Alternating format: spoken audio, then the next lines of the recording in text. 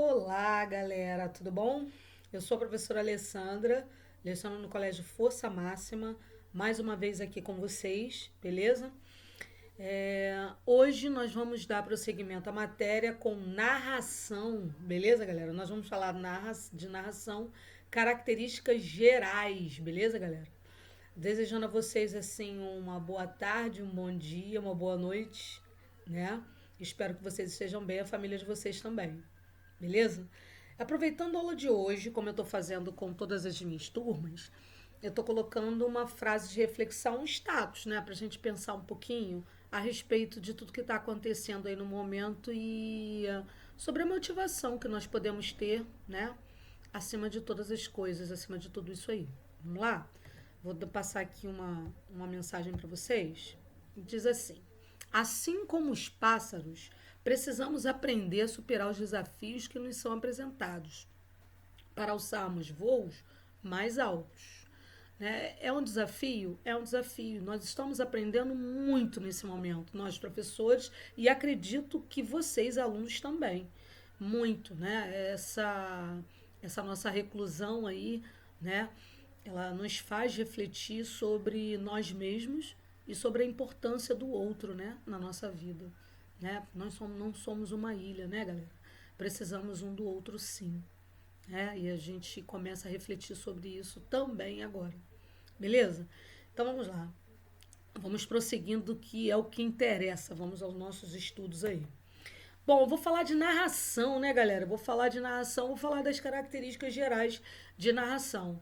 Né? Vocês falaram, as professores anteriormente falaram de descrição, né? Falaram a respeito de como essa descrição ela vai se envolver. Nós estamos aqui agora falando sobre narração. O que é um texto narrativo? Como é que esse texto vai se apresentar? Desculpa, logicamente, eu tenho aqui outras evidências em outros módulos. Vocês vão pegar, por exemplo, de narração com um módulo só falando sobre foco narrativo e o outro falando de personagens, entendeu? Esse aqui não. Esse módulo agora, que é o módulo 9, nós vamos falar a respeito da narração com as características gerais, beleza? Então, o texto narrativo, ele conta acontecimentos ou experiências conhecidas ou imaginadas. Contar uma história, ou seja, construir uma narrativa, implica numa ação desenvolvida num determinado espaço e num determinado tempo, praticada por personagens que nos é transmitida por um narrador. Então, através desse narrador, nós vamos ter essa informação, né, dos personagens, ok? Um tempo, um espaço, tempo, né, que ele pode ser cronológico, psicológico, nós vamos chegar a essas etapas aí, beleza? Normalmente o texto narrativo é constituído por narração, ou seja, a ação que evolui, né? A descrição dos personagens, um espaço, um diálogo, as personagens falam entre si, um monólogo, uma pessoa que fala consigo mesmo. Então, por exemplo, eu não posso falar em narração para vocês sem falar de que dentro de uma narração eu posso ter um diálogo, a troca, né, de falas, né, de pensamentos. Eu posso dizer para vocês que um texto narrativo ele pode ser exposto através de um texto em prosa, ele pode ser exposto através de uma poesia, porque existe poesia narrativa, ele pode ser exposto através de uma charge, de um quadrinho, ele pode ser exposto através de uma história em quadrinho, né, de uma música. Né? Eu tenho músicas aí, por exemplo, que fazem a narrativa da trajetória da vida de alguém, né? Da vida de pessoas. Por exemplo, a música do Renato Russo, né? Eduardo e Mônica, né? Eduardo e Mônica trocaram telefones, depois os funcionários decidiram se encontrar. Só que nessas férias não vão viajar, porque o filhinho do Eduardo tá para recuperação, não é? Então, na verdade, cara, você tem a narração sobre vários aspectos, né? Sobre vários ângulos. Narrar é contar.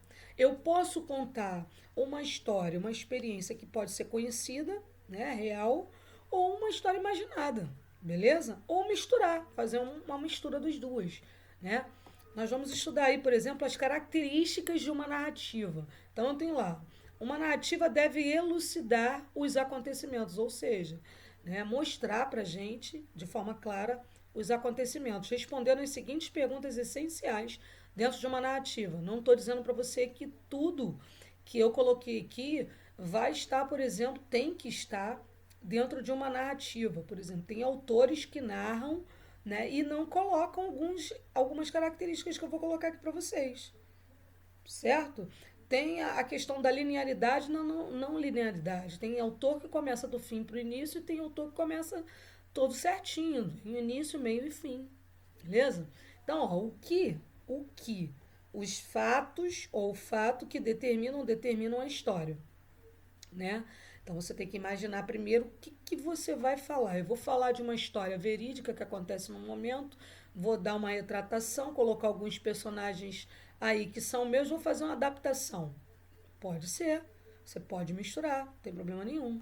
Quem? Eu vou falar de quem? Um personagem ou vários personagens? Eu vou falar de um ponto de vista meu, ponto de vista do outro, narrador personagem, narrador observador ou narrador onisciente, né? Que é aquele que sabe, que conhece todas as esferas, né? Eu vou ter um personagem só ou eu vou ter vários personagens? Vai ser um monólogo ou vai ser um diálogo, né? Como o enredo, o modo como se tecem os fatos, como é que eles vão, né, sendo narrados. O lugar, os lugares da ocorrência, um lugar só os lugares, né? Eu posso citar aí. E tem narrativas que não especificam o lugar, simplesmente narram, né? Às vezes narram um sonho, um momento, um olhar, né? Faz aí a descrição. Nenhum texto, já deixando para vocês aqui, nenhum texto é purista.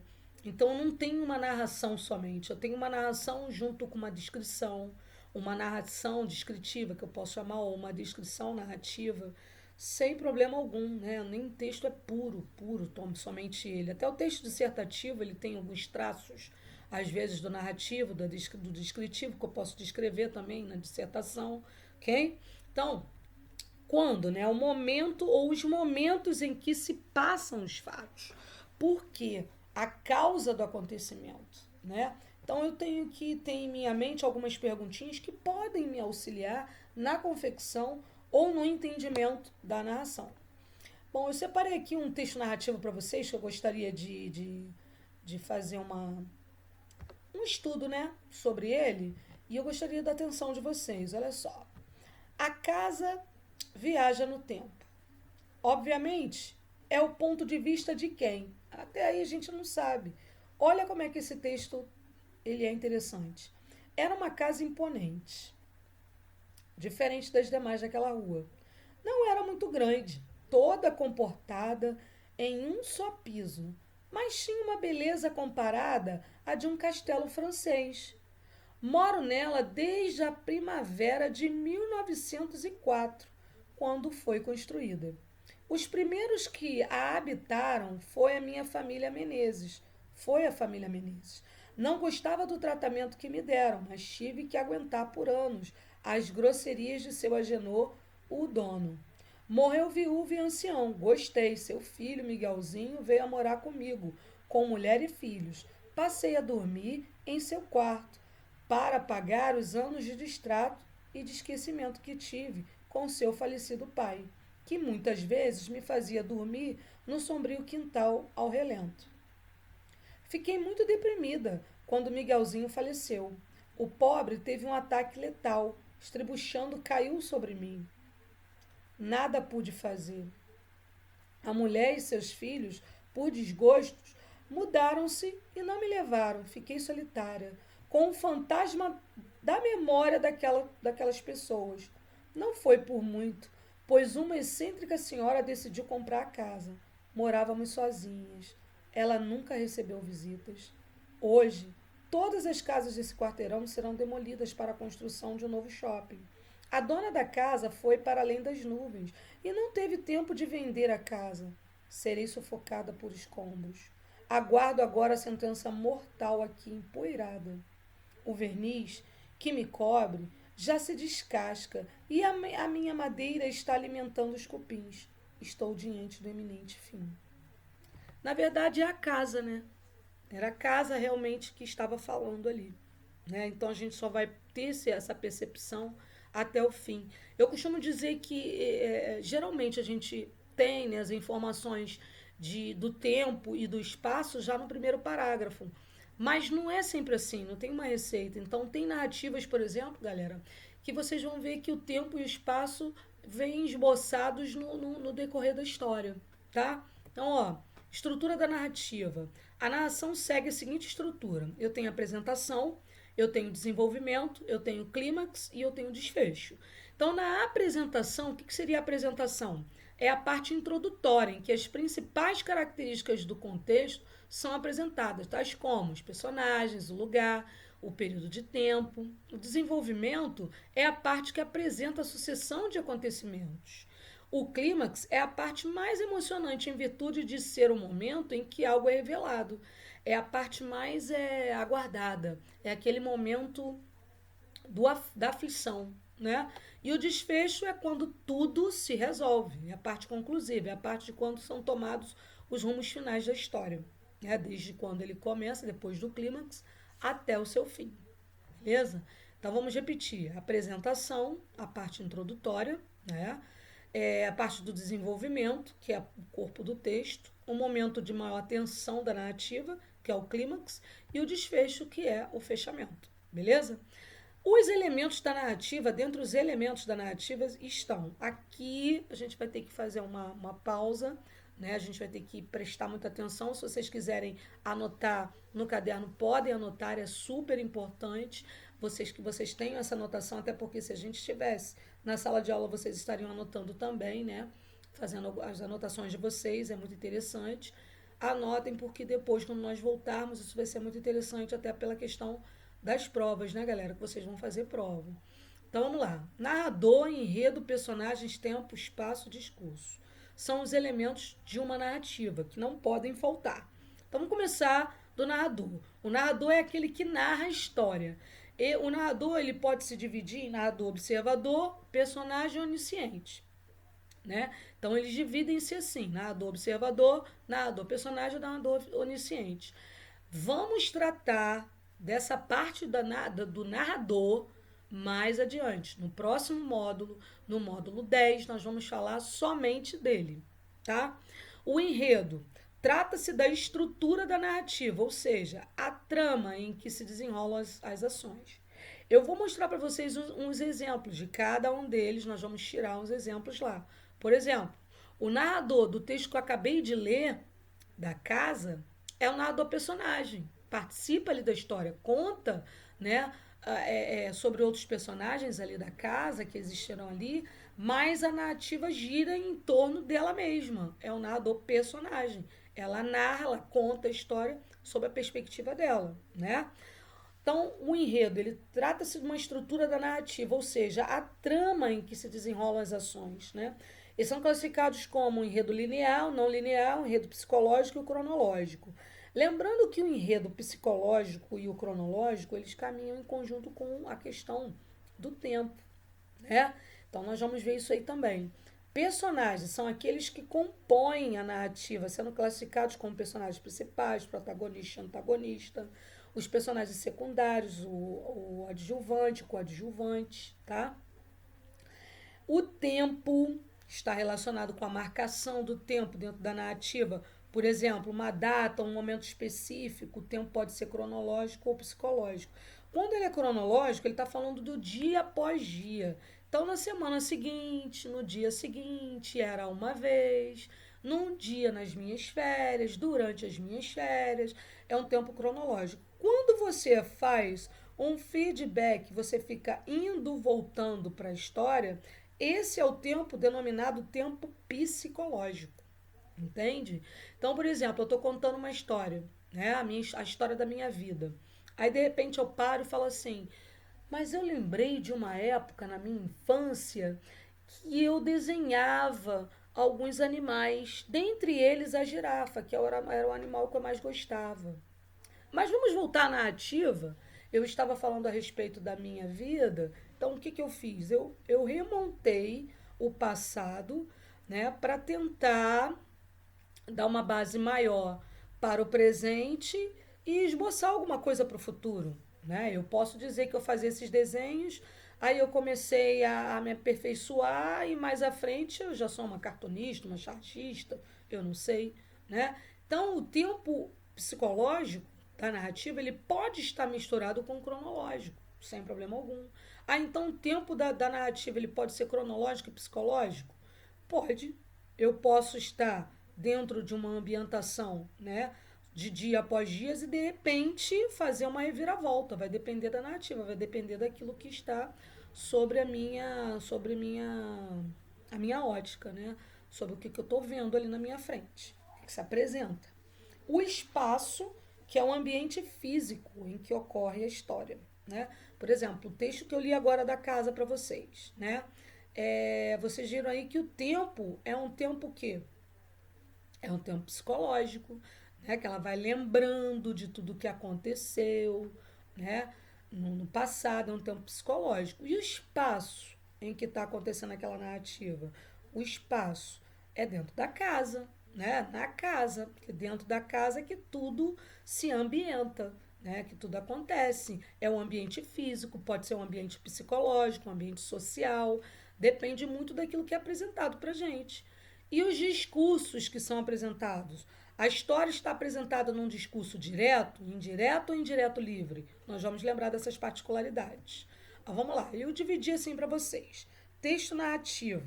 Aí é um personagem, né? São os dois personagens de Monteiro Lobato. Tem o Visconde de Sabugosa, a Emília. Só para a gente fazer uma retratação aqui da questão da narrativa, dos contos, né? Eu tenho aqui os personagens constituem os seres que participam da narrativa, interagindo com o leitor, né, de acordo com o modo de ser e de agir. Eu tenho o enredo, que é um encadeamento de fatos narrados em um texto, com introdução, desenvolvimento, clímax e desfecho. Já falei sobre todos eles para vocês. O espaço, que é o lugar onde se passa a trama. O espesso narrador, né, que funciona como mediador entre a história narrada, o leitor e o ouvinte. Aqui eu tenho o personagem como personagem observador, o narrador personagem, narrador onisciente, ok? Então, ó, narra em primeira pessoa, participando da história, relata os fatos e observa em terceira pessoa e observa e sabe, né? Sabe e revela tudo sobre o enredo, tudo sobre a história. E o tempo, que retrata o momento em que ocorrem os fatos. Beleza, galera? Enredo, vamos começar dele. O enredo é a história.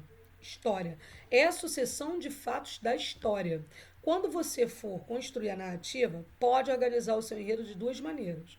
De modo linear, deixa eu pegar a caneta aqui para a gente começar a rascunhar algumas coisas.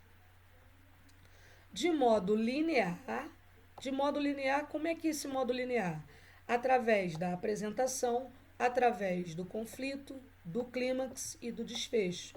Ou seja, você tem aqui uma cronologia, né, bem demarcada, né? A linearidade, começo, meio e fim, beleza? Agora, o modo alinear ou não linear, né, vamos por exemplo aqui, o clímax, ele é, por exemplo, evidenciado já no início. Olha lá, ó. Clímax, apresentação, conflito e desfecho. Eu mudei, né? O tipo de narração é muito comum na presença de flashbacks, o tempo psicológico, onde eu faço, né, aquela troca, beleza? Com vocês, tá? Então, olha só, ó. Exemplo de enredo linear. Aí eu coloquei assim para vocês. Meteu-se um mono a falar numa roda de sábios e tais asneiras disse que foi corrido a pontapés. Que? Exclamou ele. Enxotam-me daqui, negam-me talento, pois hei de provar que sou grande figurão e vocês não passam dos idiotas. Enterrou o chapéu na cabeça e dirigiu-se à praça pública, onde se apinhava a copiosa multidão de beócios. Lá trepou em cima de uma pipa e pôs-se a declamar. Disse asneiras como nunca, tolices de duas arrobas, besteiras de dar com um pau. Mas como gesticulava e berrava furiosamente, o povo em delírio aplaudiu com palmas e vivas e acabou carregando em triunfo. Viram? Resmungou ele ao passar ao pé dos sábios. Reconheceram a minha força? Responderam-lhe agora: que vale a opinião de vocês diante dessa vitória popular? Um dos sábios retrucou serenamente: a opinião da qualidade despreza a opinião da quantidade. Ok? A opinião da qualidade despreza a opinião da quantidade. O nome do texto, Qualidade e Quantidade, que é uma fábula de Monteiro Lobato, né? Logicamente, eu tenho aí um enredo que vem do início, o meio e o fim. Diferente desse outro enredo aqui, que é não linear, onde você tem as Memórias Póstumas de Brás Cubas de Machado de Assis, onde ele começa a narrar da morte dele até, né, quando ele nasceu. Então ele começa do fim para o início. Algum tempo hesitei, olha aqui como é que começa, se devia abrir essas memórias pelo princípio ou pelo fim. Isto é, se poria em primeiro lugar o meu nascimento ou a minha morte. Suposto ao uso vulgar seja começar pelo nascimento, duas considerações me levaram a adotar diferente método. A primeira é que eu não sou propriamente um autor defunto, mas um defunto autor. Ele brinca com isso aqui o tempo inteiro, né? Porque se ele vai falar da morte dele até quando ele nasceu, ele primeiro vai estar morto, para depois então evidenciar a ele mesmo como autor. Machado de Assis é fantástico, fantástico. Para quem a campa foi outro berço. A segunda é que o escrito ficaria assim mais galante e mais novo.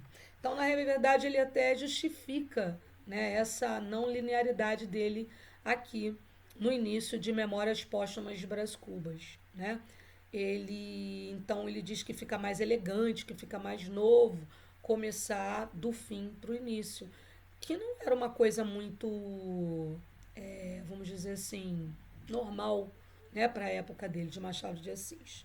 Beleza, galera? Então, vamos lá. Como fazer um enredo? Agora que você já conhece os enredos linear e não linear, confira abaixo passo a passo de como fazer um enredo. Primeiro você tem que escolher um tema, né? Depois escolher um conflito que será desenvolvido. Depois escolher o tipo de enredo que se quer usar. Depois escolher os personagens, o local, o espaço, o temporal da narrativa. Depois desenvolver o seu texto, tá? Discurso, tipos de discurso narrativo. Então, eu tenho o discurso direto, o discurso indireto e o discurso indireto livre. Eu estou falando de quê? Do discurso da própria personagem aqui, ou seja, o momento em que eu declaro alguma coisa para vocês, eu digo assim: a professora Alessandra disse que daria aula de redação. Essa visão de discurso é uma visão de discurso observada por alguém, não é minha fala direta. Então, não é um discurso direto, é um discurso indireto. Se eu digo assim, eu vou dar aula de redação para vocês. Esse é um discurso direto, é um discurso que eu estou agindo com vocês diretamente, eu estou dizendo para vocês diretamente. Agora, se eu digo assim, a professora Alessandra disse que iria dar aula de redação para vocês. Eu estou falando a respeito do que eu observei, ok? Isso é um discurso indireto, ele não é direto, tá? E o narrador interfere ali, ó, na fala do personagem. O discurso indireto livre é uma mistura dos dois, é uma mistura do direto com o indireto, onde há intervenções do narrador e das falas dos personagens. Nesse caso, funde-se o discurso direto com o indireto. Vamos ver como é que é isso? Olha lá os exemplos. Amanda diz: quero meus cadernos em cima da mesa. Mas você está falando de discurso, professora? Pois é, esses discursos podem estar dentro da sua narrativa. Então, eu tenho que evidenciar esse tipo de discurso para vocês. Beleza? Então, essa mesma frase, a Amanda disse que queria os seus cadernos em cima da mesa. Os seus aqui é até meio ambíguo, mas se refere aos cadernos da Amanda. Então, nesse caso aqui, eu tenho um discurso direto proferido com a fala dela e aqui o discurso indireto proferido com a fala da observação de alguém sobre a Amanda, beleza?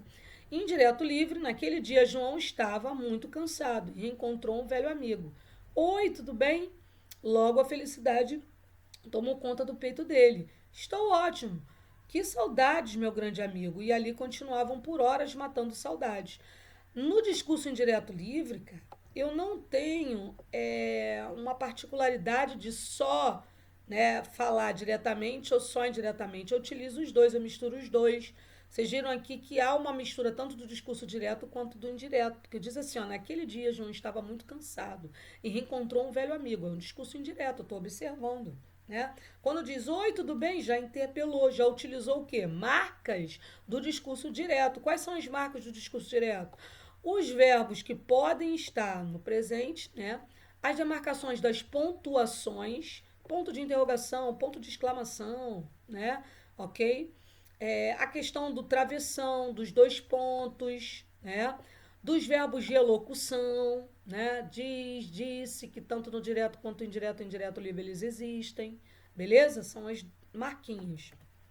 Tipos de narrativa, eu tenho o conto, eu tenho a crônica, a fábula, a novela e o romance.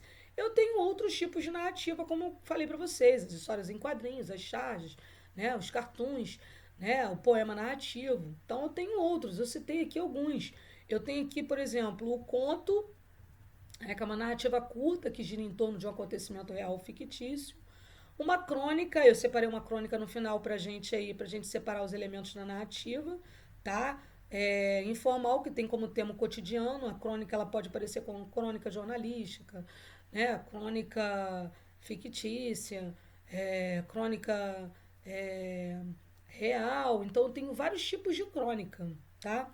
A fábula, né, que é uma narrativa que transmite uma mensagem de cunho moral, tem uma moral da história, geralmente delineada com objetos inanimados ou animais, né, dentro de toda a estrutura narrativa. A novela, narrativa longa, que se desenvolve em torno de um personagem principal, né, e o romance, que é uma narrativa longa também que envolve várias tramas, ok? Vamos localizar. Então, vamos lá. Nós vamos localizar agora o narrador, os personagens, o enredo, o tempo, espaço e se tiver um discurso só, vários discursos. Beleza? Direto, indireto, indireto livre, a gente vai demarcar pelo menos um deles, para que vocês tenham em mente sobre o que a gente está falando. Eu separei aqui um texto que eu gosto muito do Stanley Ponte Preta, que é um cronista, que é da velha contrabandista. Não sei se vocês conhecem, mas eu gosto muito desse texto. E aí eu separei esse texto aqui para vocês, para a gente dar uma variada, né? Então, olha só, quem não conhece vai gostar do texto. E quem conhece, é hora de relembrar aí para a gente demarcar a estrutura de que compõe a narrativa, né? Então, vamos lá. Diz que era uma velhinha que sabia andar de lambreta. Todo dia ela passava pela fronteira montada na lambreta, com um bruto saco atrás da lambreta. O pessoal da alfândega, tudo malandro velho, começou a desconfiar da velhinha. Um dia, quando ela vinha na lambreta, com o saco atrás, o fiscal da alfândega mandou ela parar. A velhinha parou e então entrou o fiscal e perguntou assim para ela: Escuta aqui, vovozinha, a senhora passa por aqui todo dia com esse saco aí atrás. Que diabo a senhora leva nesse saco? A velhinha sorriu com poucos dentes que lhe restavam e mais outros, que ela adquirira no odontólogo e respondeu: É areia. Aí, quem sorriu foi o fiscal. Achou que não era areia nenhuma e mandou a velhinha soltar da lambreta para examinar o saco. A velhinha saltou, o fiscal esvaziou o saco e ali só tinha o quê? Areia. Muito encabulado, ordenou a velhinha que fosse em frente. Ela montou na lambreta e foi embora com um saco de areia atrás.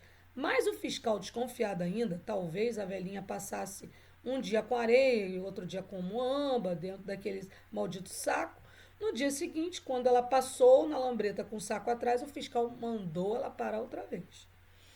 Ela perguntou o que ela levava no saco. E ela respondeu que era areia, uai.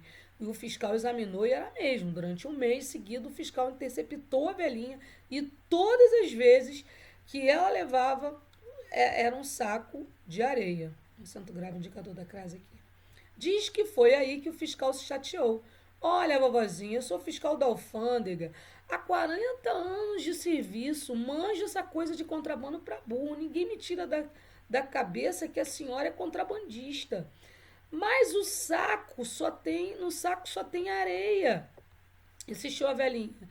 E já ia tocar a lambreta quando o fiscal propôs. Eu prometo à senhora que deixo a senhora passar. Não dou parte, não apreendo, não conto nada a ninguém, mas a senhora vai me dizer. Qual é o contrabando que a senhora está passando por aqui todos os dias? O senhor promete que não espalha? Quis saber a velhinha. Juro, respondeu o fiscal. É a lambreta. Ou seja, né, nós vemos aqui é, que nós podemos tirar, né, os personagens. Os personagens aqui, no caso, são a velhinha e o fiscal da alfândega, né? Então eles são assim, eles protagonizam aí o texto do Stanley Ponte Preta. É, vamos demarcar aí, já demarcamos os personagens. O narrador. O narrador é o observador ou o narrador é o narrador personagem? É um narrador observador, porque ele está contando a história, né, da velhinha e do alfandegário, né? É, o narrador, então, né? Nós já tiramos o narrador e os personagens, agora faltou o enredo. Sobre o que fala, né? O texto. O texto fala sobre o contrabando, né? Mas o contrabando não era da areia, como se pensava no início, o contrabando da lambreta, né? É um enredo linear, do início, meio e fim. Não começa do fim para o início, começa do início para o fim. É um enredo linear. É, ver o que está faltando aqui. Narrador, personagem, enredo. O tempo em que ocorre a narrativa é um tempo que a gente pode dizer, ele fala ali que ela ficou durante mais ou menos um mês, né, fazendo isso, né, todas as vezes que ela passava, ó, durante um mês seguido, aqui ó, durante um mês seguido o fiscal interceptou a velhinha e todas as vezes o que ela levava era um saco de areia. Então, durante um mês, né, a gente pode dizer que é o tempo. O lugar seria na estrada, na rodovia, né, onde ela passava para lá e para cá, ali perto da alfândega, né? E o espaço, já botamos o enredo, o personagem, o discurso. Os discursos, eu tenho um discurso direto, né, com as falas aqui, né, marcadas pelo travessão, pela pontuação expressiva, né? Eu tenho discurso direto, eu tenho discurso indireto, eu tenho discurso indireto livre, quando ele faz, né, aqui, ó, respondeu que era areia, uai, o fiscal examinou, então misturou tudo, né? Misturou o direto com o indireto, indireto livre. Eu tenho exemplo de todos aqui, né? Do indireto também, tá? Então aqui a gente tem uma ideia, né, básica de tudo aquilo que eu falei para vocês, beleza? Então é só para vocês demarcarem aí. Se vocês quiserem, vocês podem anotar também no caderno, aí é com vocês. Se vocês quiserem delinear no caderno quem é o narrador, o personagem, enredo, discurso, tempo, espaço, é com vocês. Um beijo no coração de cada um, foi muito legal, tá? Estar com vocês aqui. Fiquem com Deus e até a próxima aula, beleza? Beijão, beijão, beijão. Se cuidem.